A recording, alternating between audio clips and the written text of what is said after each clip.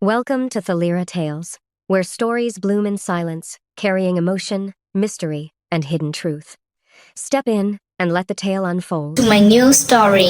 8 months pregnant, I fled the mansion in the middle of a storm after hearing my husband and sister mention a plan that would make no one believe me anymore, a plan meant to erase me completely. On the empty road, a truck came tearing out of the rain, but a man on a motorcycle suddenly cut through the storm and slammed into its front end, forcing it off course. I rushed him to the hospital, his shirt soaked with blood because he had saved my life.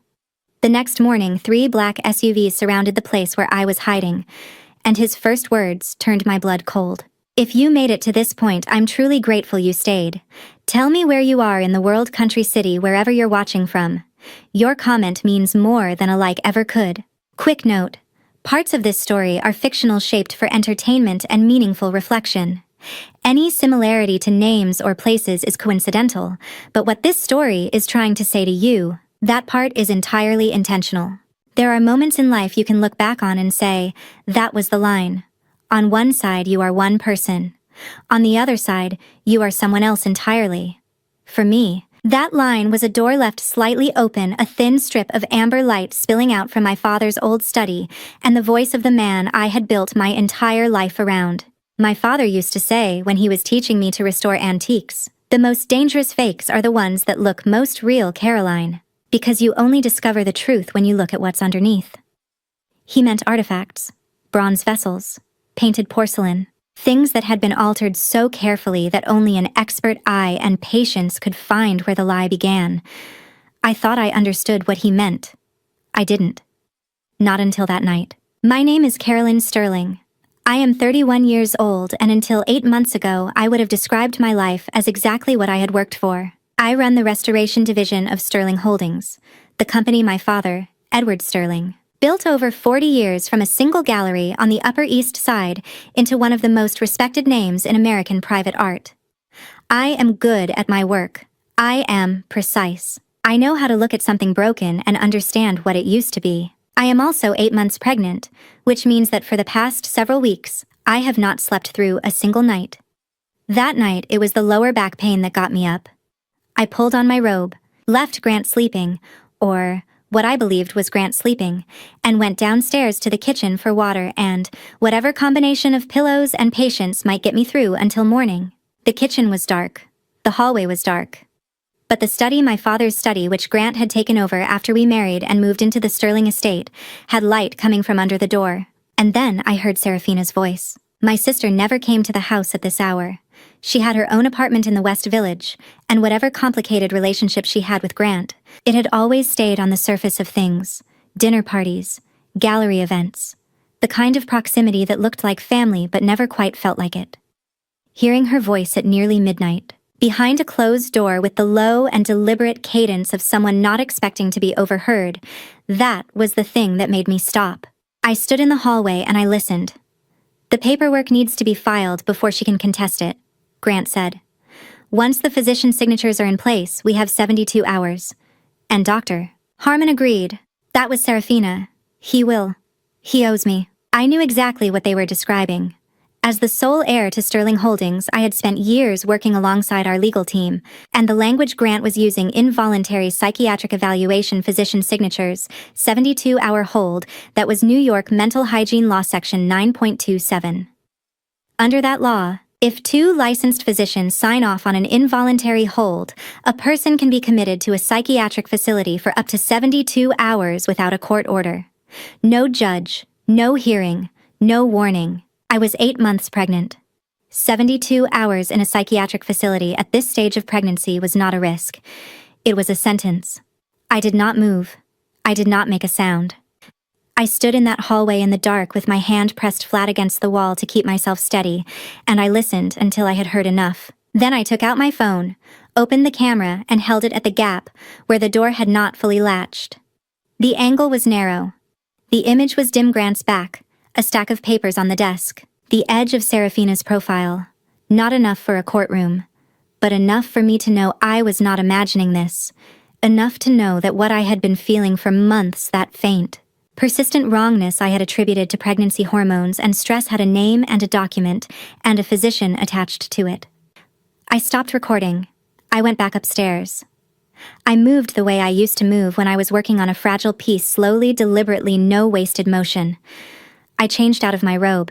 I put on real clothes.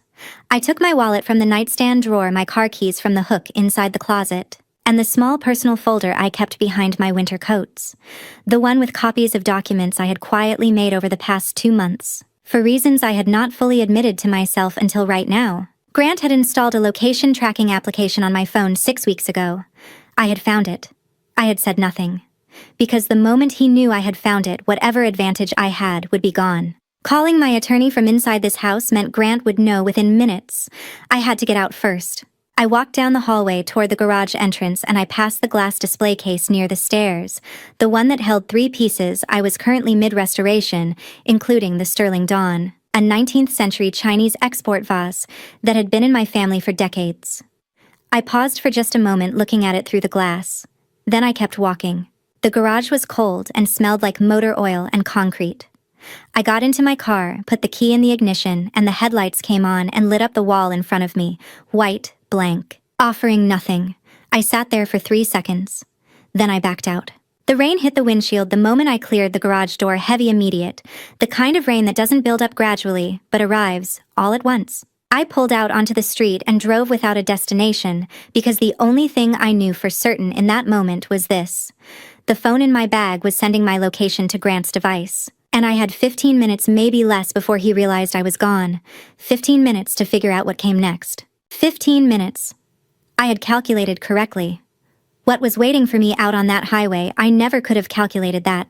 Later, much later, when I finally understood the full shape of what Silas had been doing for 8 months, he told me that Grant's contractor had sent a confirmation message that evening through an encrypted channel Silas had been monitoring since the 3rd month of his watch. The message named the road. It named the hour. Silas had been moving before I had even reached the garage door. I drove without direction for the first few miles, which is not something I recommend when you are 8.5 months pregnant and your hands will not stop shaking. The rain had thickened into something almost solid, the kind that makes the road ahead look like a wall of moving gray, and I kept both hands on the wheel and told myself to breathe.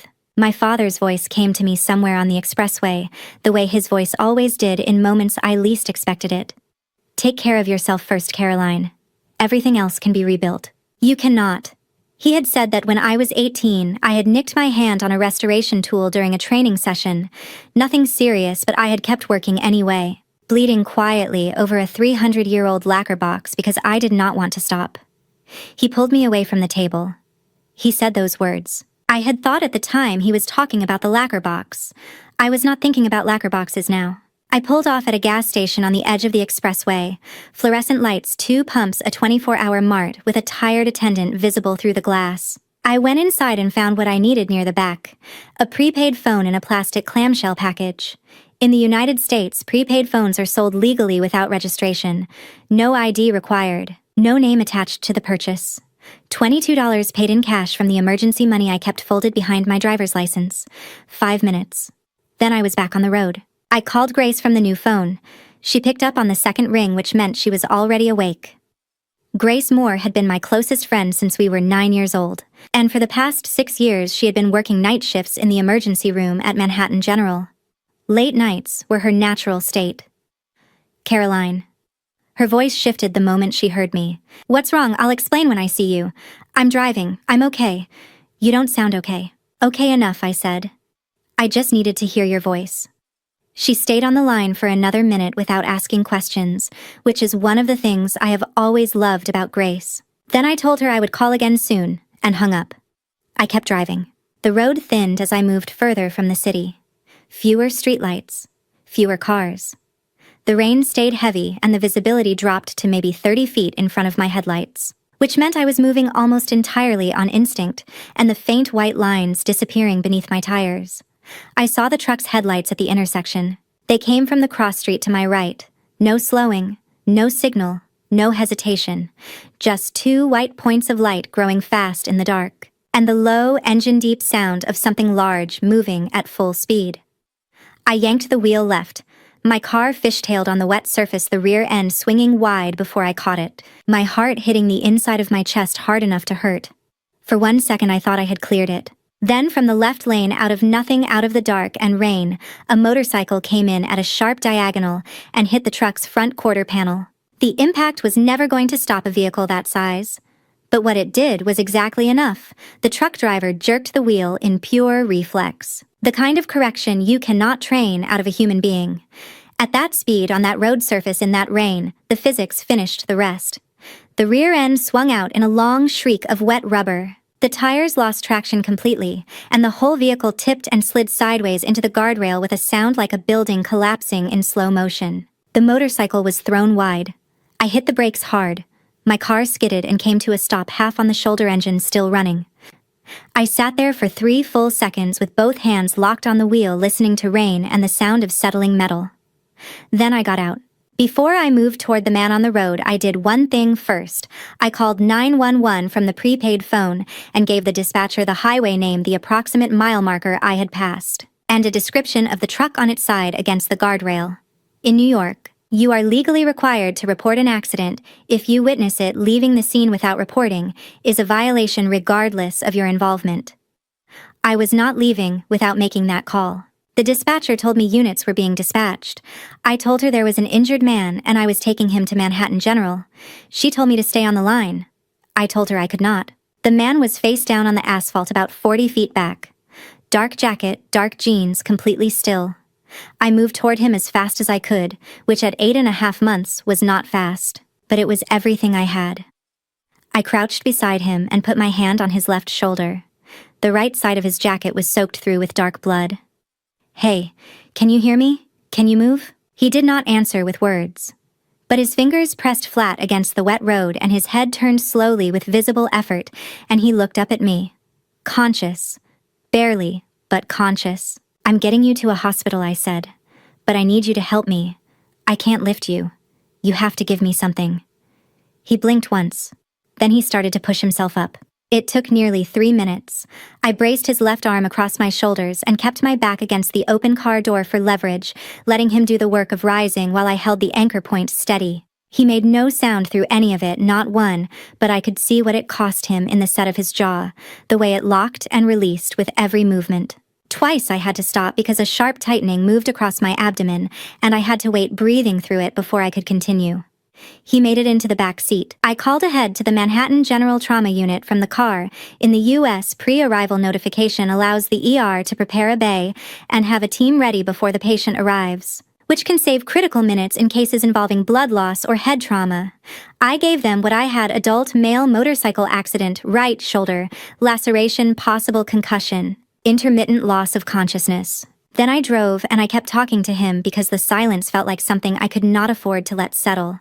About 10 minutes from the hospital, I checked the mirror. He was looking at me, not glassy, not unfocused, but with the full and quiet attention of someone who had been watching longer than this moment. His mouth moved. "Silas," he said. Then his eyes closed. In the seconds before he lost consciousness, I saw his left hand move slow, deliberate to the inside pocket of his jacket. He pressed something there once, then his arm went still. I didn't understand it then. I understood it later when Hale called. I pressed the accelerator down and did not lift my foot until I saw the hospital lights. When I pulled into the ambulance bay at Manhattan General, I held the horn down until figures in scrubs came running with a gurney. I stepped out into the cold and the noise and the hard white light, and across the organized chaos of rolling equipment and called instructions, I found one still point in all of it. Grace was standing at the ER entrance in her scrubs, a chart held loose at her side, staring at me with an expression I had never seen on her face in 22 years of friendship. Like she was looking at someone who was not supposed to be standing there, like she was looking at a ghost. The emergency waiting room at 2 a.m. has its own particular quality of light, fluorescent white flat, and total, the kind that leaves no shadows and no place to hide. I sat in a hard plastic chair with my coat still on and my hands folded in my lap, and I could see the dried blood on my right knuckles where I had pressed against Silas's shoulder trying to keep him upright. I did not look away from it. I was not ready to look away from it yet. Grace sat down beside me without a word. She simply placed her hand over mine, warm and steady, the way she had been doing since we were 9 years old, sitting outside the principal's office waiting for my father to arrive, after I had broken a display case in the school lobby accidentally, but convincingly enough to require explanation. 22 years of friendship teaches you when words are the wrong tool entirely. We sat like that for maybe 2 minutes. Then she said quietly, "Tell me everything." So I did. I told her about the study door, the amber light, Grant's voice saying the paperwork needs to be filed before she can contest it. I told her about the prepaid phone and the highway and the truck coming out of the intersection without slowing, without signaling like it had somewhere very specific to be. I told her about the man on the wet asphalt, and the 3 minutes it took to get him upright, and the one word he had said before he lost consciousness in my back seat. I told her all of it in the flattest voice I could manage, because if I let any inflection into it, I was not sure I would be able to stop. Grace listened without interrupting once. When I finished, she was quiet for a moment. Then she asked only one question. "Does Grant know where you are right now?" I shook my head. I had switched phones.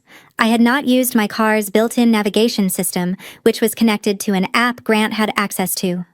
I had paid for gas in cash. "Good," Grace said. She nodded once the way she did when she was shifting into a different mode, not friend mode, the other one.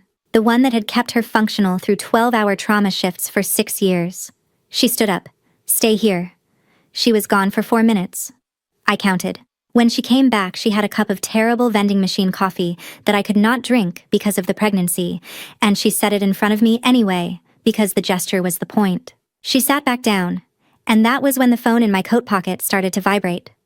I looked at the screen. Unknown number. No name, no area code I recognized. I held it out toward Grace without thinking, the way you reach for the person next to you when something startles you in the dark. She looked at the screen. "Answer it," she said. I pressed the phone to my ear. The voice on the other end was male, unhurried, with the particular cadence of someone accustomed to delivering information that other people found alarming. "Miss Sterling, my name is Robert Hale. I was your father's private attorney for 11 years. I need you to listen carefully, and I need you to not ask me how I know what I know until I have finished speaking." I said nothing. He took that as permission to continue. "The man they just took into surgery, his name is Silas Thorne. For the past 8 months, on your father's specific instructions, he has been watching over you. What happened tonight on that highway was not an accident. Your husband is on his way to this hospital right now. Based on what I know of his resources, you have perhaps 20 minutes before he arrives." The waiting room did not change. The fluorescent light stayed exactly as flat and white as it had been. Somewhere down the hall, a door opened and closed. Everything around me continued being completely ordinary, and I stood in the middle of it, feeling the floor of everything I understood tilt very slightly to the left. "How did you get this number?" I asked.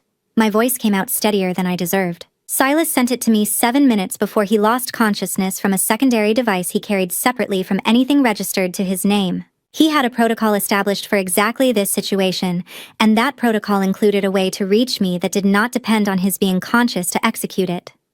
"What situation?" A brief pause, not hesitation, more like the pause of someone choosing how much a door should open. "The situation in which he was no longer able to protect you directly, and you needed to know that you were not alone. Miss Sterling, I will explain everything, but not tonight, and not on this phone. Right now, the only thing that matters is that you are not in that building when your husband walks through the front entrance." The line went quiet. Not disconnected, just quiet, like he was waiting. I lowered the phone and looked at Grace. She was already looking past me, toward the wall of glass at the front of the waiting room that faced the hospital's main parking structure. I turned and followed her line of sight. A dark sedan had pulled into the drop-off lane outside. The headlights were still on, cutting twin beams through the rain-wet glass, and even from this distance and through 2 layers of window, I could see the way the driver's door opened and the silhouette that stepped out moved with the particular unhurried certainty of someone who had already decided how this was going to go. I knew that walk. I had watched it cross 100 rooms. Grace's hand closed around my wrist, not gently, with purpose.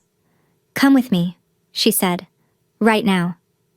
It was not a question, and she did not wait for me to form one. I stood. I took one look back at the double doors that led to the surgical wing, the one Silas Thorne had been wheeled through 40 minutes ago, sedated, bleeding, entirely unaware of what was unfolding on the other side of them. I thought about the word he had said in my back seat. Just his name, like a fact he needed me to have. Then I turned away from those doors and followed Grace into the corridor. The storage room at the end of the corridor smelled like antiseptic and cardboard, and it was approximately the size of a generous closet. Grace had pointed me toward it without ceremony. In here. Door stays closed, you don't come out. And I had done exactly what she said because there are people in your life who, when everything is falling, don't ask if you're sure, and don't ask why. They just ask what needs to happen next. Grace had been that person for 22 years, and I understood standing in the dark between a shelf of gauze rolls and a broken IV pole, that I had never fully appreciated what that meant until this moment. I thought about the first time I saw Grant. It was 3 years ago at a private auction on the Upper East Side, one of those evenings where the guest list was smaller than the insurance value of the room. A Flemish oil painting from the 17th century was the centerpiece of the sale, a merchant scene, with that particular amber depth that only real age produces. I had been studying it for 10 minutes when I noticed the man standing 2 feet to my left. He was looking at the same painting, but not the way I was looking at it. I was reading it, the brushwork, the craquelure, the way the varnish had yellowed unevenly at the lower left corner in a pattern consistent with the period. He was calculating it. There was no other word for that expression. He was looking at something beautiful, and seeing only what it was worth to own. I had mistaken that for sophistication. I understood now in this storage room in the dark that what I had seen was instinct, the instinct of something that identifies value and acquires it. And I had been the acquisition. I had been the acquisition from the very first evening. Through the gap where the storage room door had not fully latched, I watched Grant walk into the emergency department. He was wearing a dark suit, not the one he had been wearing at dinner, which meant he had changed, which meant he had taken time to compose himself before coming here. His hair was neat. His expression was arranged into something that read from a distance as controlled concern. The kind of face you practice. He moved to the nurse's station and said something to the attendant there, and within 2 minutes Grace appeared from the side corridor. I could not hear the exchange. The distance and the ambient noise of the department swallowed everything. But I watched it in the way I had been trained to watch things for the details that the surface is designed to conceal. Grant set a white envelope on the counter between them and slid it across with 2 fingers, not handed slid. The gesture of someone who has done this before and knows how to make it look like nothing. Grace looked down at the envelope. She looked up at Grant. She nodded. Grant smiled the smile that stopped at the exact line where his eyes began, and then he followed the direction a staff member indicated toward the patient ward. Grace came back to me 4 minutes later. She opened the storage room door, stepped inside, and pulled it closed behind her. She was holding a syringe in her open palm, still capped, still sealed. "He wants me to administer a sedative," she said. "High dose. I told him I would." She looked at the syringe for a moment, then set it on the shelf beside the gauze. "I'm going to document this as a witnessed refusal of treatment instead." She explained it quickly and precisely the way she explained everything medical, no softening, no preamble. Under New York law, a patient has the right to leave a medical facility at any time against the advice of their care team. The process is called an Against Medical Advice Discharge AMA. The attending nurse on duty can document and witness it. No judge, no specialist signature required for the documentation itself. Grace was the attending nurse on duty. She would record that Caroline Sterling had been present, had been informed of the medical risks of leaving, and had chosen to go anyway. Signed, witnessed, filed. Completely legal. Completely unremarkable. Silas was more complicated, but not impossibly so. Robert Hale had already sent a medical power of attorney by fax to the hospital's administrative line. Hale told me later that Silas maintained a standing POA document updated every quarter that could be transmitted to any receiving medical facility on a single encrypted instruction. That instruction had gone out from Silas's secondary device in the same 7-minute window before he lost consciousness, the same window in which he had contacted Hale with my new number. He had prepared for this before I ever knew there was anything to prepare for. A document, her father's attorney apparently kept prepared for situations that I was only beginning to understand the shape of. It authorized the transfer of Silas Thorne's care to an alternate facility under the direction of his designated representative. Grace would record it as a standard inter-facility transfer, initiated by the patient's legal representative. The receiving facility was a private care clinic outside the city, quiet, unaffiliated with any of Grant's network. "What about Grant?" I asked. "When he doesn't find me in the ward." "He'll find your car," Grace said. "Your plates. The accident report. A vehicle registered to Caroline Sterling, totaled on the highway, driver unaccounted for." She paused. I'm not telling him anything. I'm not filing anything false. He'll draw his own conclusions from what's already there. She picked up the sealed syringe from the shelf and pocketed it. That's his mistake to make, not mine. I understood what she was saying. Grant's entire model of control depended on knowing where I was. Remove the signal and he would fill the silence with the explanation that suited him best. A woman 8.5 months pregnant, a wrecked car, no body, no hospital record, his mind would go where his guilt pointed it. Grace had given him nothing false. She had simply stopped giving him anything at all. 40 minutes later, Silas was on a gurney being wheeled toward the hospital's service exit. He was unconscious. The surgery had gone without complication, Grace told me. But the anesthesia would hold him for hours. White gauze bandaging wrapped from his right shoulder across his chest. Under the harsh service corridor lighting, I finally saw his face clearly for the first time. Strong jaw, a faint scar along the left temple, the particular stillness of someone who, even unconscious, did not look entirely unguarded. He was a complete stranger. I did not know a single thing about him beyond his first name, and the fact that he had driven a motorcycle into the front panel of a truck that was about to kill me. And yet, according to Robert Hale, this man had spent 8 months keeping watch over my life. The gurney wheels hit the door threshold and the service exit opened onto the cold, dark outside. A private ambulance was already backed into position, a contact of Grace's, she said. A licensed transport service that did not ask unnecessary questions in exchange for the kind of referrals that kept a small operation running. I climbed in after the gurney. The doors closed. The transport team, 2 people Grace had worked with before. Licensed and quiet, told me Silas had been stabilized sufficiently for short-distance transfer. Not recovered. Stabilized. There is a difference. And I was beginning to understand it. Through the small rear window as the vehicle pulled away, I could see the hospital receding and, on the 3rd floor, a row of windows still lit. Grant was up there somewhere, walking a ward where neither of us existed anymore, looking for something he was not going to find. I did not know what conclusion he would reach by morning. I only knew that whatever he decided to believe, the gap between that belief and the truth was the only thing standing between me and whatever came next. The ambulance turned onto the service road and the hospital lights disappeared behind a stand of bare trees. I pressed my hand against my stomach. The baby moved slow, deliberate, like a reminder. We were still here, both of us. For now, that was enough. The thing I had always loved about Grace's apartment was the living room window. It faced west, which meant the morning light came in at an angle that turned everything gold for about 40 minutes before the building across the street blocked it. I had sat in that light more times than I could count over the years, hungover once in college, heartbroken twice in my 20s, and on one occasion just tired enough that Grace had handed me a blanket and told me I could stay until I felt like a human being again. That window had always meant something uncomplicated to me, something safe. When I pulled back the curtain that morning, safety was not what I found. 3 black SUVs were parked along the opposite curb in a loose formation, engines running, windows completely dark. Not staggered the way parallel parked cars naturally fall positioned. Deliberate spacing, clear sightlines to the building entrance. They had been there since before I woke up. Grace told me when I called her name. Since before 5. She appeared from the kitchen and set a mug of tea on the windowsill beside me without comment. Hot. 2 sugars. She had been making it the same way since we were teenagers, and I had never once had to ask. I picked it up and held it in both hands and focused on the warmth spreading into my palms, because it was the only thing in the room that felt entirely real. They're not police, I said. No, Grace agreed. Police don't sit still like that. Not press either. No equipment visible. No one outside the vehicles. Just 3 dark shapes breathing exhaust into the cold morning air. Watching a building where 2 of them apparently suspected someone was still alive. The prepaid phone buzzed on the kitchen counter. I crossed the room and answered before the second vibration. Robert Hale's voice was the same as it had been at 2 in the morning, unhurried, precise, giving nothing extra. Don't open the front door. Stay away from the windows facing the street. I'm sending someone to you now.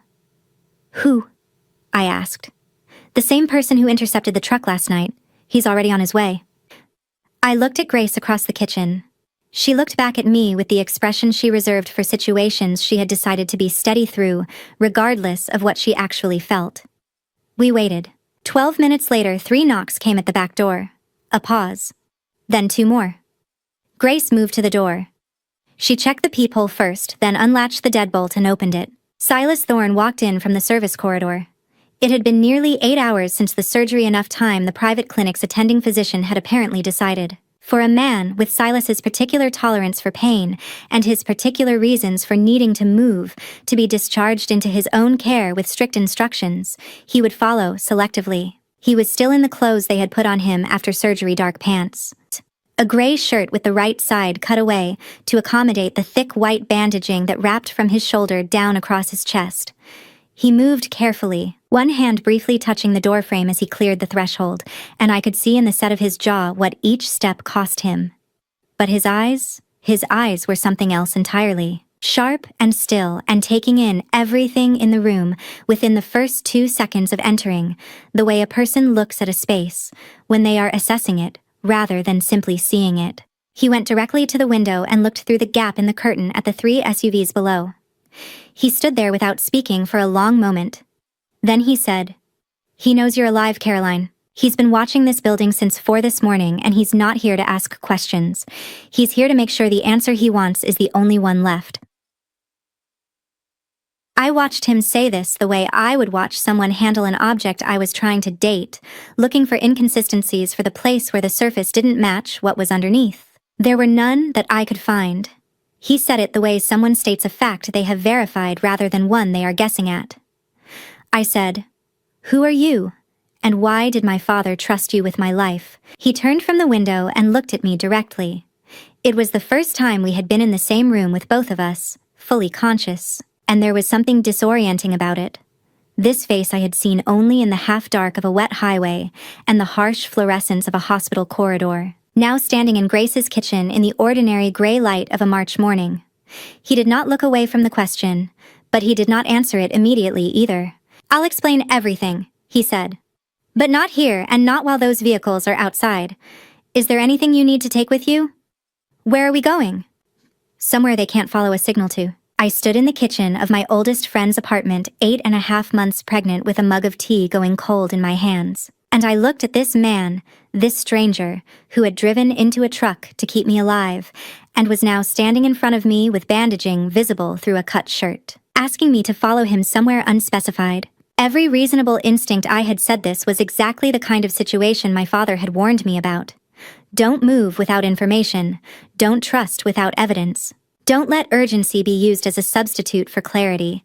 But my father apparently had trusted this man with my life before I ever had the chance to form an opinion. I set the mug down on the counter. I looked one last time through the gap in the curtain at the 3 black shapes idling on the street below, patient, deliberate, waiting for a confirmation that was not going to come if I kept moving. Then I turned back to Silas. "Then start talking while we move," I said. He nodded once, not like someone who had won an argument, but like someone who had been expecting exactly that answer. He reached past Grace to take the small bag she had already packed, which told me Grace had made her own decision several minutes before I made mine. I followed him toward the back corridor. I did not know yet what he would tell me. I did not know what my father had seen in this man that made him worth 40 months of quiet vigilance and one very deliberate motorcycle. But I knew that whatever the story was, it had started long before the night I walked out of my own house, and I was already living somewhere inside the middle of it. The sedan Silas drove was the kind of car that disappears in traffic gray, mid-size nothing that would hold anyone's attention for longer than the time it took to register and dismiss. The plates were Connecticut. I noticed that without asking about it. The same way I had noticed the specific knock pattern at Grace's back door, and the way he had checked the rearview mirror 3 times in the first 2 blocks without appearing to do so. These were not accidents. Every detail about this man was chosen. I sat in the passenger seat with my small bag on my lap and watched Manhattan slide past the window in the thin, early light. The city had that particular quality. It only gets between 5 and 7 in the morning, not asleep, not yet awake. Running on the skeletal crew of sanitation trucks and overnight nurses and people walking dogs in coats pulled tight against the cold. I had lived here for 11 years and I had never felt more like a stranger to it than I did in that moment. I looked down at my left hand. The ring was gone. I had taken it off and left it on the windowsill at Grace's apartment before we walked out, a decision I had made without thinking much about it. The way you make the decisions that turn out to matter most.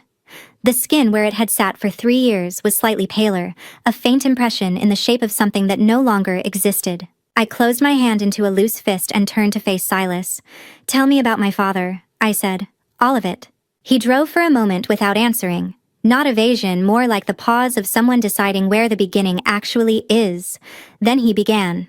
10 years ago, he said he was a federal agent assigned to a financial crimes task force. Edward Sterling had been targeted by a sophisticated organized crime network that was using a series of shell companies to launder money through legitimate art acquisitions. Sterling Holdings was one of 3 firms they had identified as useful infrastructure. The operation required a protective detail embedded close enough to be effective.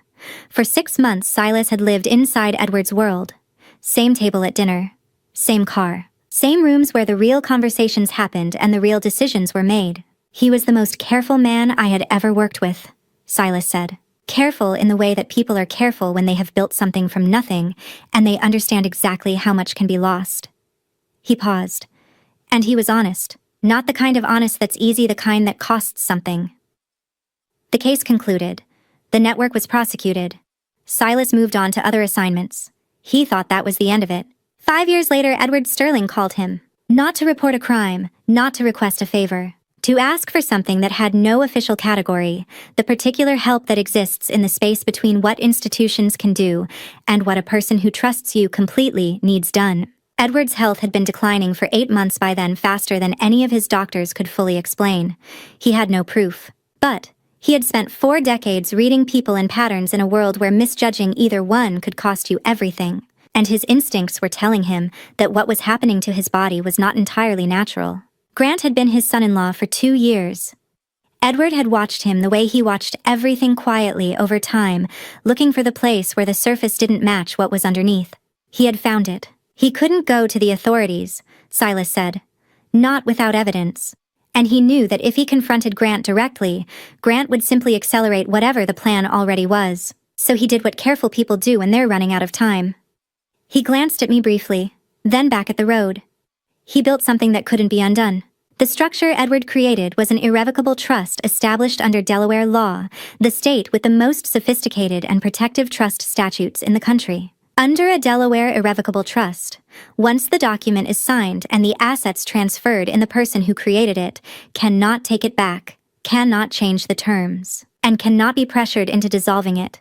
It becomes its own legal entity governed entirely by the terms Edward had written and the trustee he had named to carry them out. That trustee was Silas. The trust held 40% of Sterling Holdings' voting shares. On the SEC filings and shareholder reports, the ownership was listed under the name Edward Sterling Family Trust, a legitimate designation that revealed nothing about who was actually making decisions on behalf of those shares. Grant knew the trust existed. He had seen it in the estate documents, but the identity of the trustee was protected under the confidentiality provisions Edward had built into the agreement, and without knowing who held that role, Grant had no way to locate pressure or remove the obstacle. More importantly, those 40% of voting shares carried a specific condition. Their full voting rights could only be formally activated by Caroline Sterling herself, or by her authorized legal representative, which meant that every major financial decision Grant had made as acting head of Sterling Holdings over the past 3 years had been made without a valid shareholder quorum. Every acquisition, every restructuring, every contract above the threshold that required board approval, all of it potentially voidable, all of it waiting. I sat with that for a long moment. The car moved through an intersection, and outside the window the sky above the East River had begun to change the flat gray of early morning, giving way to something warmer along the horizon. The first suggestion of color before the actual light arrives. He knew, I said finally. It was not quite a question. He knew Grant was going to do this. Silas was quiet for 1 second. Not a long silence, barely perceptible. But I had spent 11 years learning to read the difference between things that had been restored and things that were original, and the pause told me everything his words had not yet reached. "Yes," he said. He knew. I turned back to the window. My father had sat across from Grant at dinners, at board meetings, at the quiet, private occasions where families perform the rituals of being close, and he had known. He had said nothing to me because he understood that if I knew, I would confront Grant directly. And a direct confrontation with someone who was already planning 3 steps ahead would have ended only one way. So instead, he had built a wall around me that I could not see, and therefore could not inadvertently dismantle. He had trusted Silas with my life because he trusted me too much to put that weight on me before I was ready to carry it. The baby moved then, a slow, deliberate shift against my ribs, the first real movement I had felt since the night before. I pressed my palm flat against my side and felt the small, insistent push back. Still here, I thought.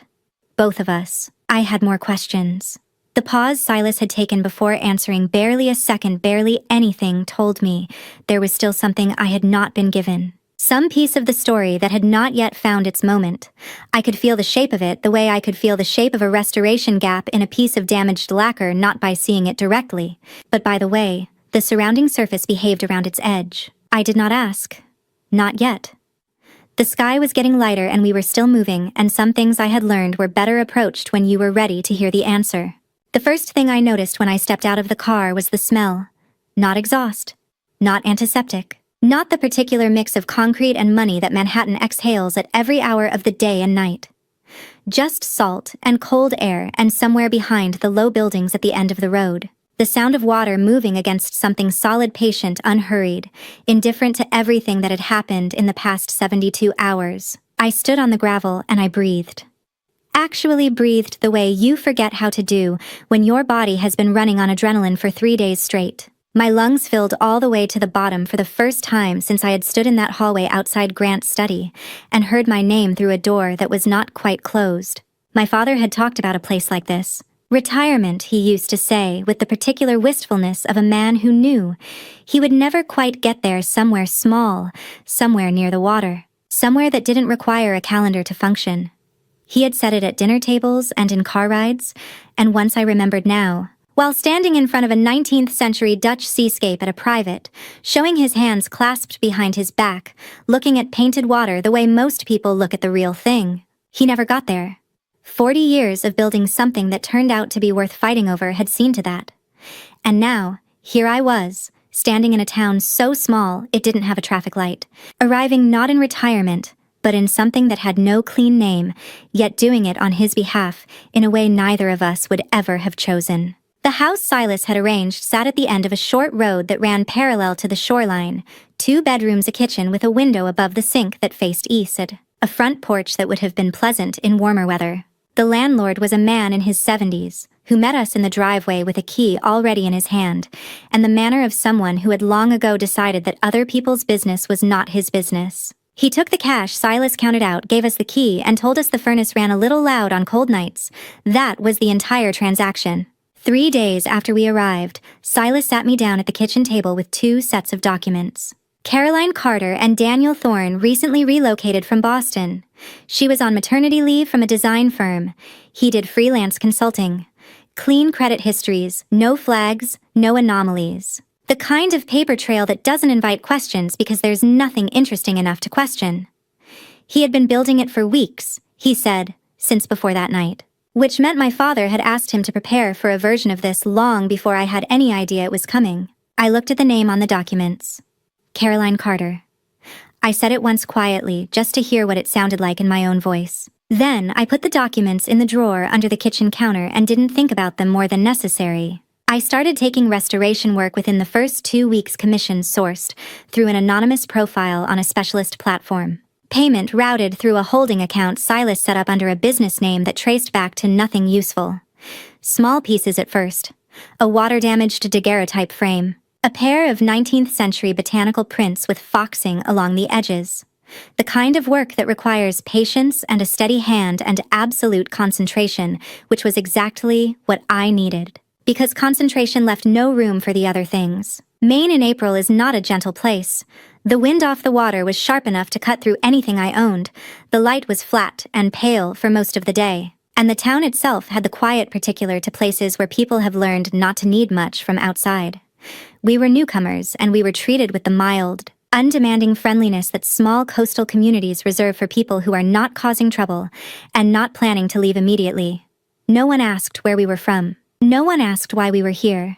It was, I realized slowly the first time in my adult life, that no one knew who I was, and the anonymity felt less like hiding and more like breathing room. The contractions started at 2 in the morning 3 weeks after we arrived. I had been through enough false starts by then to know immediately that this was not one of them. I got up, went to the kitchen, stood at the sink with both hands on the counter and breathed through the first wave, and then I called Grace. She picked up on the first ring. What followed was 14 hours that I will not pretend were easy or calm, or anything other than exactly what they were. Grace had taken emergency personal leave from Manhattan General 3 days earlier. She had not told her supervisor why, only that it was a family matter, which was not entirely untrue.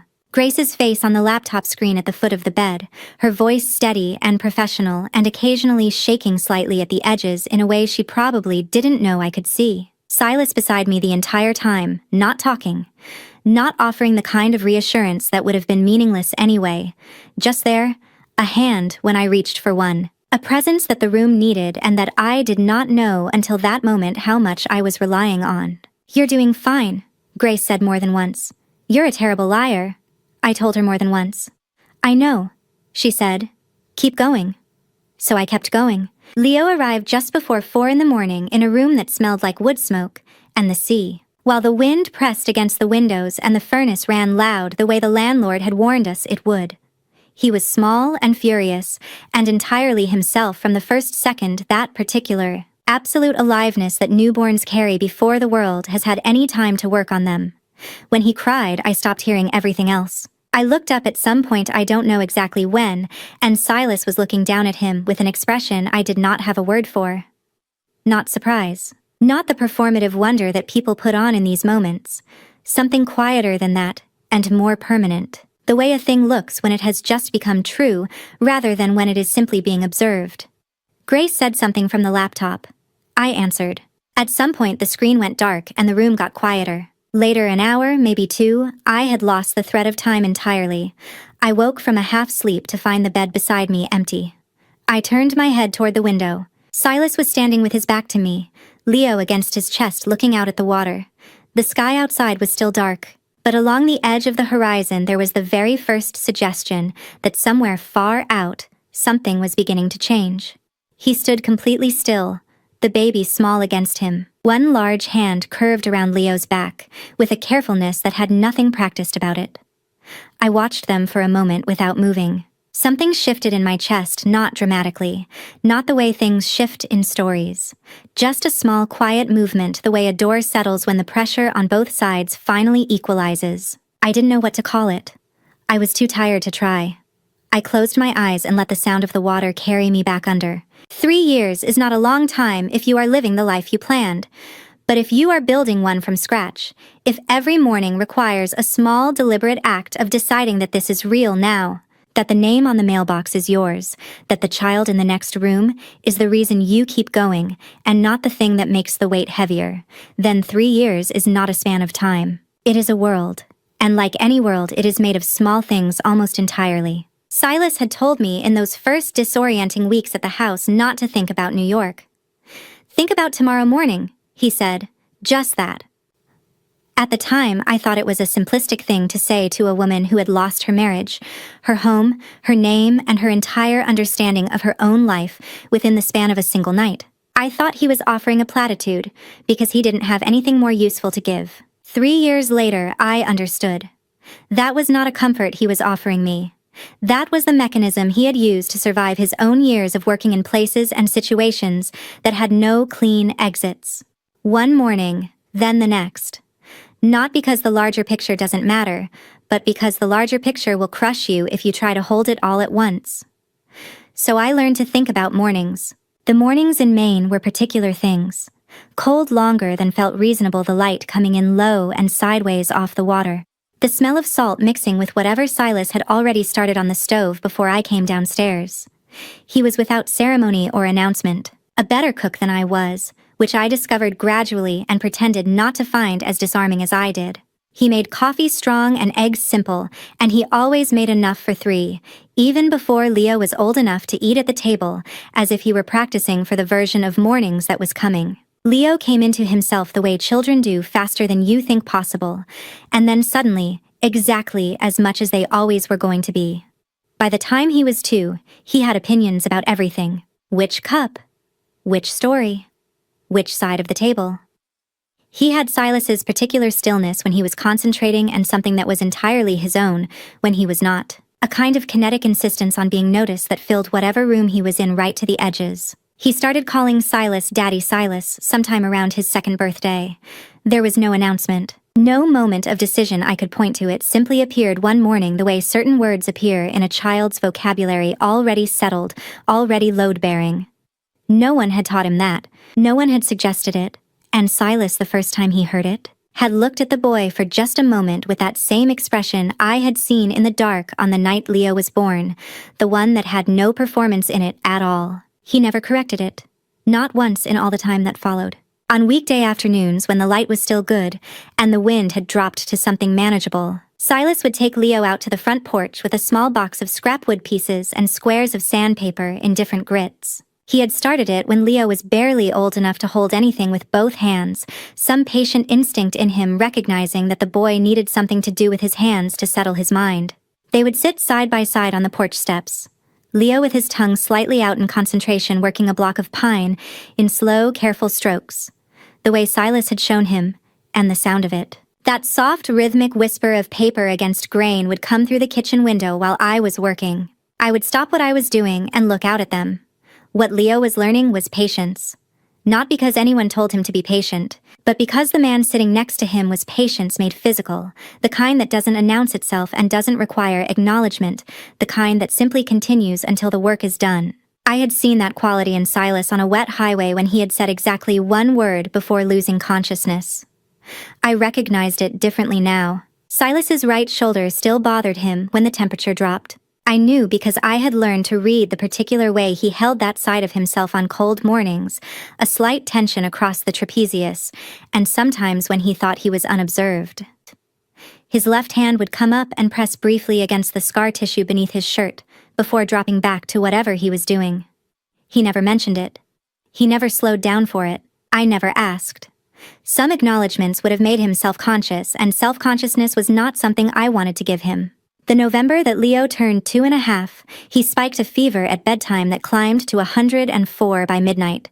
He cried in the sustained, exhausted way of small children who don't have the vocabulary for how bad they feel and can't understand why no one is fixing it. Silas sat on the edge of Leo's mattress and told stories, his voice already going rough with sleeplessness. And every 15 minutes without fail, he replaced the damp cloth on Leo's forehead with a cooler one, with the same methodical reliability he brought to everything else. I sat in the doorway.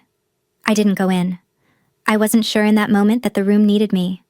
Near 4 in the morning, Leo finally went still. His breathing smoothed out and his small fists unclenched, and the room settled into the kind of quiet that only comes after a long effort. Silas stayed where he was.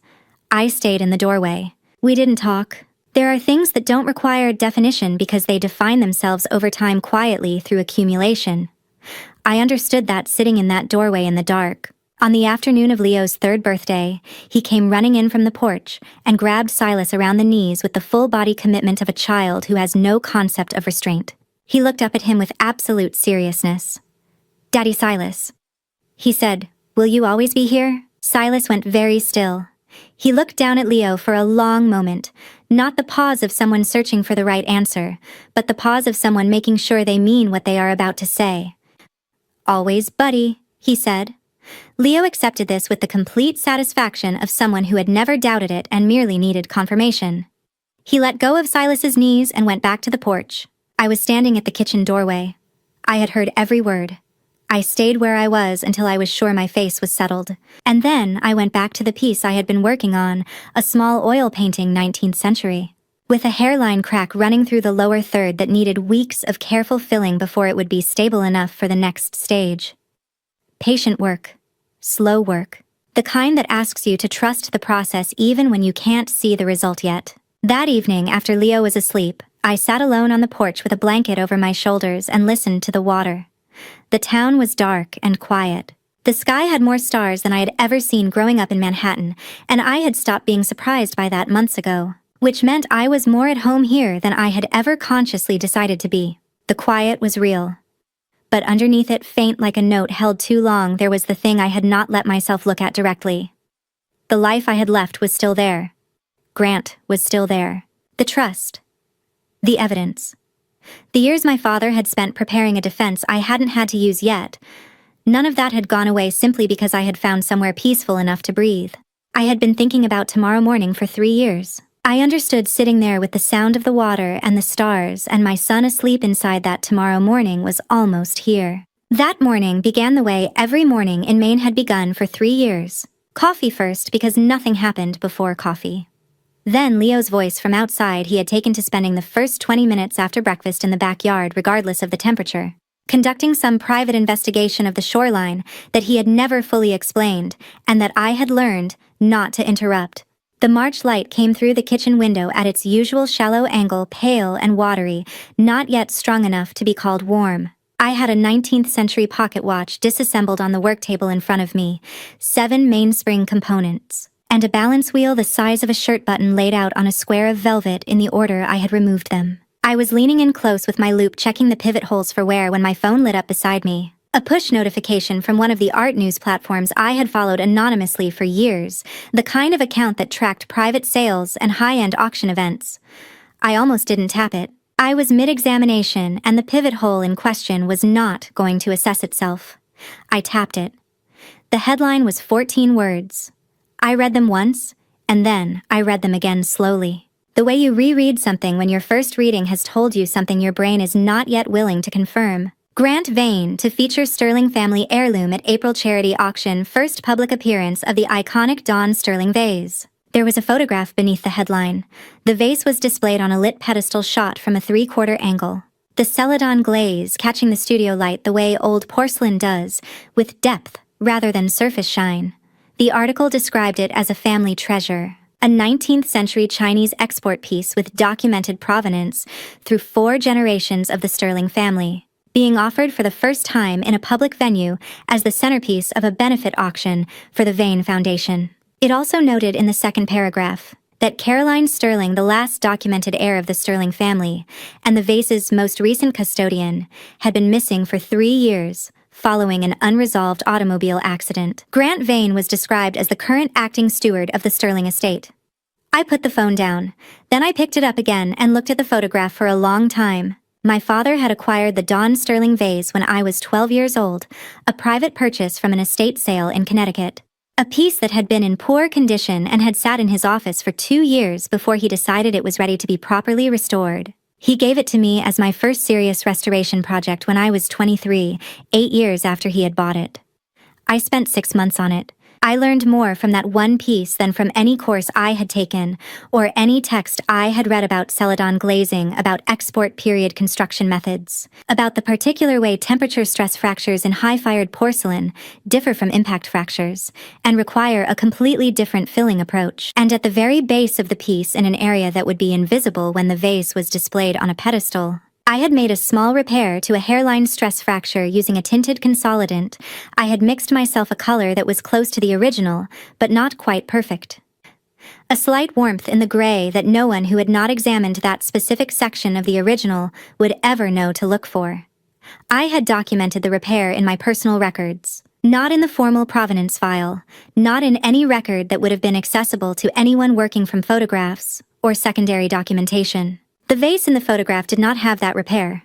The glaze at the base was smooth and uniform and exactly the color the original glaze would have been before I touched it, which meant that whoever had made this piece had worked from photographs, or from the provenance documentation, or from access to the vase, before I restored it. They were good. Exceptionally good, in fact. The proportions were accurate, the firing quality was high, and the surface aging treatment was sophisticated enough that most collectors would never have questioned it. But they had not had the original to reference, and I had. I stood up from the table. I walked to the back of the house to the smaller room I used as a workspace, where a wooden box sat on the shelf above my restoration supplies, latched, unassuming. The kind of box that does not invite examination. I had taken it from the glass display case in the hallway of the Sterling estate on the night I left a decision made in the same automatic, pre-conscious way that I had made several decisions that night. I had not examined it in 3 years. I had simply moved it from place to place and kept it latched, the way you keep something that is not ready yet. I opened it now. The vase was wrapped in archival tissue, the same tissue I had packed it in 3 years ago. I lifted it out carefully, turned it over in my hands, and looked at the base. The repair was there. That slight warmth in the gray. The almost, but not quite, of a color I had mixed in a small studio apartment on a Tuesday afternoon when I was 23 years old and learning what patience actually required. I held it for a moment. Then I carried it back to the kitchen. Silas was at the counter when I came in. He had heard Leo come inside and was making the second round of coffee that Leo's morning energy levels made necessary. I set the phone on the table in front of him without speaking and waited while he read. He was quiet for a moment after he finished. Then he looked up. "What do you want to do?" he asked. I had been standing at the kitchen window looking at the water while he read, and I had been asking myself the same question. 3 years ago, I had left because staying would have killed me. I had built something here that was real. The boy in the next room, the morning routines, the salt air and the pocket watches and the 2 cups of coffee, and all of it. None of that disappeared because of a photograph in a news article. But my father had spent the last years of his life building a wall around something he believed was worth protecting. Not just the company, not just the assets. The truth about what had been done to him and the tool to make it matter. That tool was sitting in a wooden box on my kitchen table. I thought about what my father had said about restoration, not about making things look new, but about understanding why they were made to last. I had always thought he meant the objects. Standing in that kitchen in March 2024, I understood he had meant something else entirely. I turned from the window and looked at Silas. "I think it's time to go back," I said. He looked at me for a long moment. Then he looked at the box, then back at me. "Then we plan it right," he said. "No mistakes." I nodded. Outside, Leo was asking from the other room whether sandpaper worked on seashells. Silas called back that they'd find out after lunch. The morning continued in all its ordinary ways, coffee going warm, light shifting on the water, a child's voice moving through a house that had become against all odds a home. But something in the room had changed.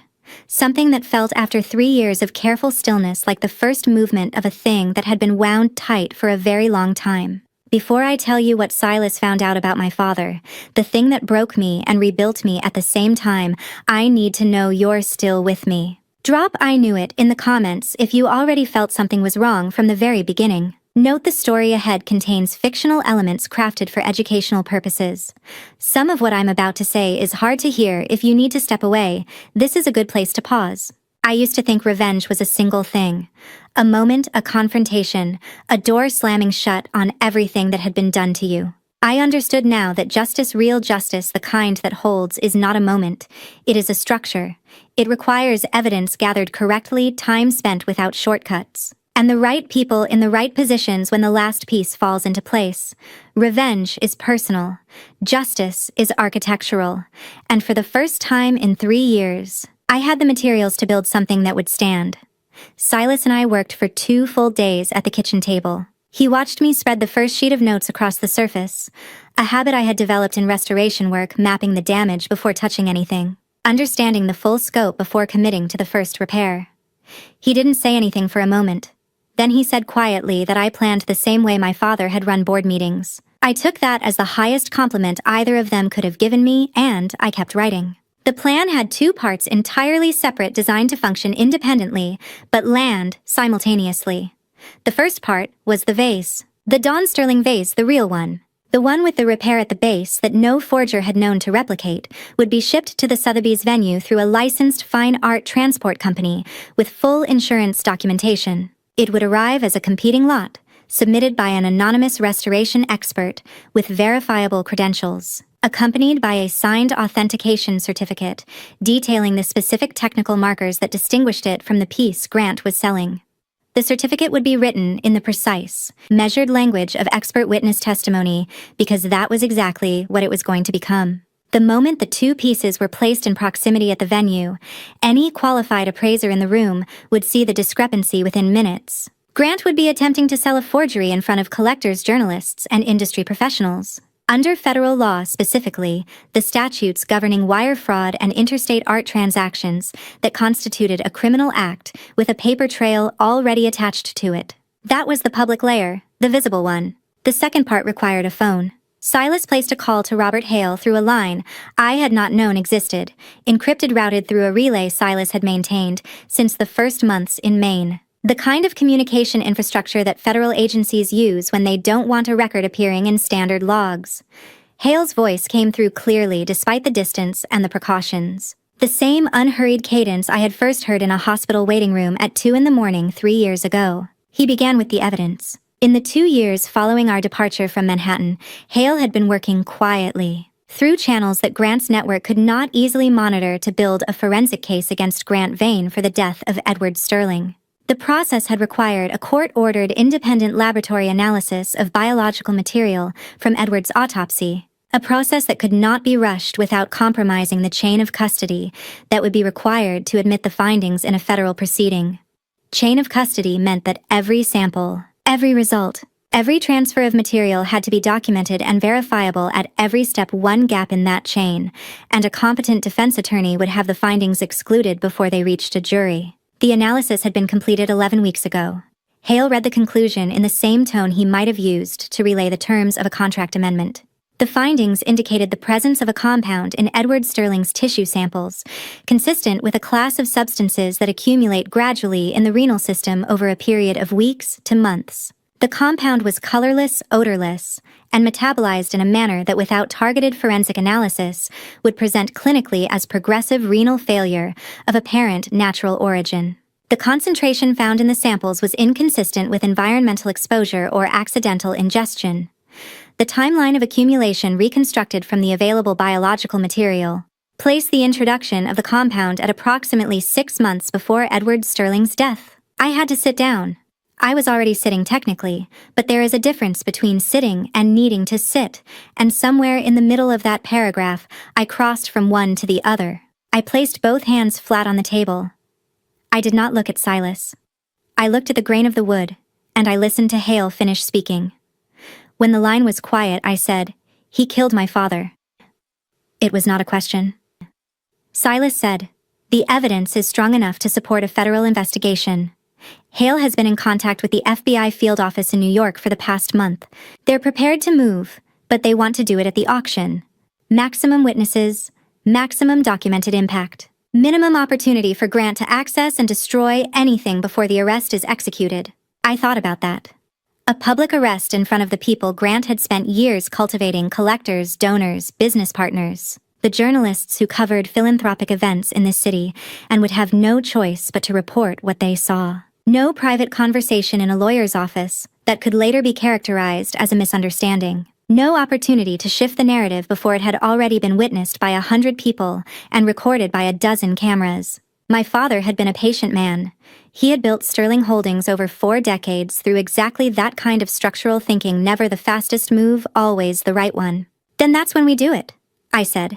3 days before the auction, Hale filed the complete evidentiary package with the FBI field office and the Office of the United States Attorney for the Southern District of New York. The submission included the forensic toxicology findings, the chain of custody documentation, the financial records demonstrating Grant's systematic misuse of Sterling Holdings' assets, and the trust instrument establishing Silas's role as trustee of the 40% voting block Grant had been treating as his own for 3 years. The FBI confirmed receipt.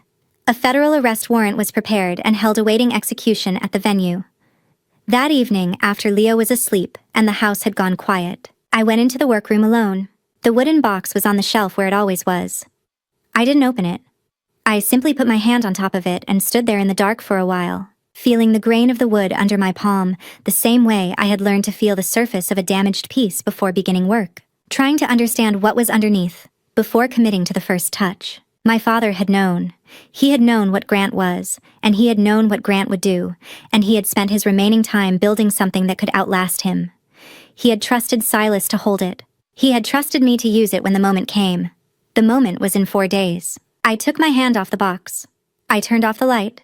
I walked down the hall, checked on Leo once asleep on his back, one arm flung wide. The complete unconscious confidence of a child who has never had reason to doubt the safety of the place he sleeps. And then I went to bed. Tomorrow the planning was done. What came next was something else. The last time I left Maine, it was past midnight in the back of an ambulance with no idea where I was going. This time I left in the morning. The sun was still low when Silas pulled out of the gravel driveway, that particular early April light that hasn't decided yet whether it intends to be warm. Leo was asleep in the back seat before we reached the main road, his head tilted against the window. One hand wrapped around the small wooden car Silas had helped him sand smooth on the porch steps 8 months ago. I watched him in the side mirror for a moment, the complete, absolute stillness of a sleeping child, and then I turned forward and watched the road instead. I had spent 3 years in Maine not looking back at New York. This morning I was driving toward it, and the distance between those two facts was the entire shape of who I had become in between. I looked at Silas's hands on the wheel. His right shoulder, the one that still held weather in the scar tissue. The one he pressed briefly with his left hand on cold mornings when he thought no one was watching, was relaxed. Now easy, the posture of someone who has made peace with long drives. I thought about the night I had first seen him on a wet highway, face down on the asphalt, a stranger I had no reason to stop for. I had not known his name. I had not known anything about him except that he was bleeding and in the path of oncoming traffic, and that I could not keep driving. Now he was taking me back to the city that had tried to take everything from me, and he drove with the same steadiness he brought to every other thing, as if the destination were simply the next part of a plan that had always been sound. Leo woke up somewhere past Portland, blinking and immediately curious in the way of children who never waste the first minutes of consciousness on confusion. "What's that?" he asked, pointing at a highway overpass. "A bridge," Silas said. "Cars drive over it so they don't have to go around." "What's that?" "A rest stop. We can stretch our legs there in a little while." "What's that?" "That is a very large truck carrying, based on the logo, probably paper products." "What's paper products?" "Things made of paper. Napkins, cardboard. Possibly the boxes your cereal comes in." Leo considered this with great seriousness, then moved on to the next thing visible through the glass. I sat listening to them and felt the particular kind of ache that comes from something being almost unbearably ordinary in the middle of circumstances that were anything but. This was the sound of a Tuesday morning in any family's car on any road, a child asking questions that had no bottom to them, an adult answering without impatience the miles going past. And in approximately 32 hours I was going to walk into a room full of people who believed I was dead. But not yet. For now there was the road and the overpass and the large truck probably carrying paper products. We stopped at a rest area somewhere in Massachusetts at a low brick building with a food court and a small outdoor play area fenced in blue plastic. Leo went directly to the climbing structure with the focused intensity of someone who had been saving energy for exactly this. Silas stood beside me at the fence, both of us watching him navigate a rope ladder with his tongue slightly out in concentration. After a moment, Silas said without turning toward me, "You don't have to go in alone. You never did." I looked at him. He was still watching Leo. I had spent 3 years building careful words around difficult things. I had developed a facility for measured responses for the kind of language that does not give more than the situation requires. But standing at a rest stop fence in Massachusetts with the spring wind pulling at my coat and my son working his way across a rope bridge with the absolute confidence of a 3-year-old, I did not have a careful response ready. I nodded. He nodded back, and that was the whole of it, and it was enough. We reached Brooklyn at 7:30 in the evening. The hotel was small and unremarkable, which was exactly what we needed, the kind of place that processed cash payments without visible curiosity and kept its hallways quiet after 9. We checked in under names that matched the documents Silas had maintained since Maine. Leo was asleep again before his shoes came off, one arm flung wide across the pillow in his standard posture of complete unconscious confidence. I stood at the window after Silas had settled into the chair by the door, a position I had noticed he always chose back to the wall, clear sightline to the entry point. Not a habit, but a reflex so embedded it had become invisible. Outside across the water, Manhattan's skyline was lit against the dark sky. I had not seen it from this angle in 3 years. It looked the same. Of course it did. Cities do not change their silhouettes for the people who have been away from them. The lights were in the same places.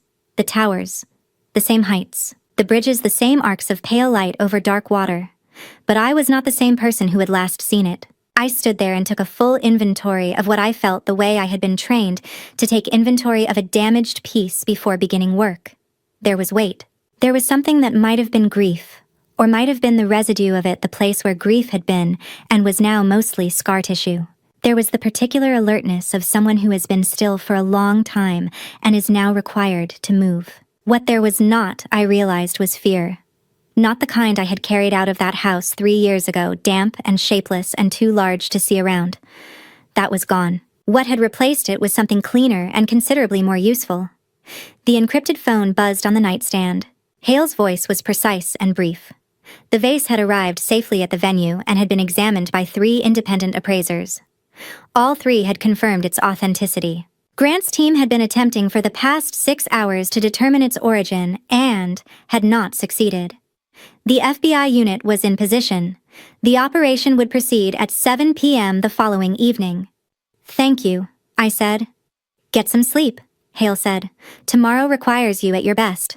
I put the phone down and looked across the room at Silas, who was watching me with the quiet attention he had been giving me since the night we met, measuring steady, not intrusive. 7 p.m., I said. He nodded once. I did not sleep for a long time that night. But I want to be precise about why, because it matters. It was not fear keeping me awake. It was not doubt. And it was not dread. It was the feeling of standing at the edge of something that has been a long time coming, the last moment before you place the final piece. When the work is almost done, and the completion of it is so close, you can feel it in your hands before you've touched it. I lay in the dark, and I waited for morning. Morning had come the way mornings always do, without ceremony, without waiting to be told it was allowed. We had spent the day in the hotel room, the 3 of us.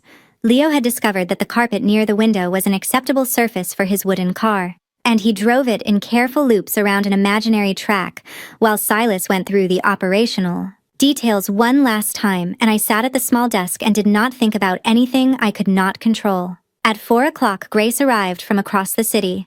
She had taken the day off, told no one why, how, and walked through the hotel door with 2 paper cups of coffee, and the expression of someone who has decided that being useful is the only acceptable response to being afraid. She stayed with Leo. Silas and I left at 6. The car was parked 1 block from the venue. From the passenger seat, I could see the entrance to Sotheby's Manhattan directly, the canopy, the attendants in dark jackets. The slow procession of guests arriving in cars that cost more than most people's annual income. Crystal chandeliers visible through the tall windows, white tablecloths. The particular choreography of a high-end charitable event where generosity and visibility are always performing for each other. 3 years ago, I had attended evenings like this one as a matter of course. I had known the protocols, which rooms opened first, which conversations happened at the bar versus at the table, when to circulate and when to hold position. I had known how to exist in that world because I had been raised in it, shaped by it, handed my place in it at birth. Tonight, I was outside it, in a dark coat in a parked car, watching it through glass. Silas opened the laptop on the console between us.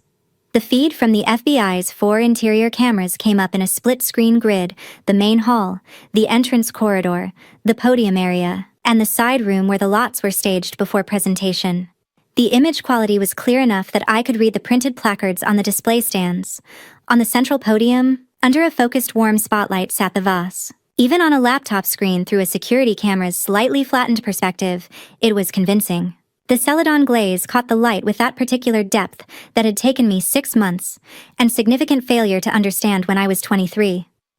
Whoever had made it was genuinely skilled. I looked at the base of the displayed piece. The camera angle didn't show it clearly, but I already knew what wasn't there. I was in this entire room full of people who collected and traded and staked their reputations on knowing the real from the false. The only person who had touched the original with her own hands. The weight of that knowledge settled over me, not heavily, not the way I might have expected. More like a cloak than a burden. Silas's phone buzzed. He read it and said, "Hale is in position. He says Grant arrived 8 minutes ago. East entrance." I looked at the entrance feed. Grant walked across the screen in the navy suit he favored for evening events. I recognized it immediately, the particular shade, and cut the way it sat on his shoulders. He moved through the crowd with the practiced ease of someone who has spent years treating every room as an audience. People turned as he passed. He shook hands, inclined his head, smiled at the right moments and in the right proportions. He was, I had to acknowledge, very good at this. He had always been very good at this. I watched him and waited for something to break open in my chest. Nothing did. What I felt was closer to the focused stillness I entered when beginning work on a difficult piece, the part where all the preparation has been done, and what remains is execution. Grant crossed the camera frame and disappeared toward the main hall, and I exhaled slowly and realized my hands were flat and open on my knees rather than clenched.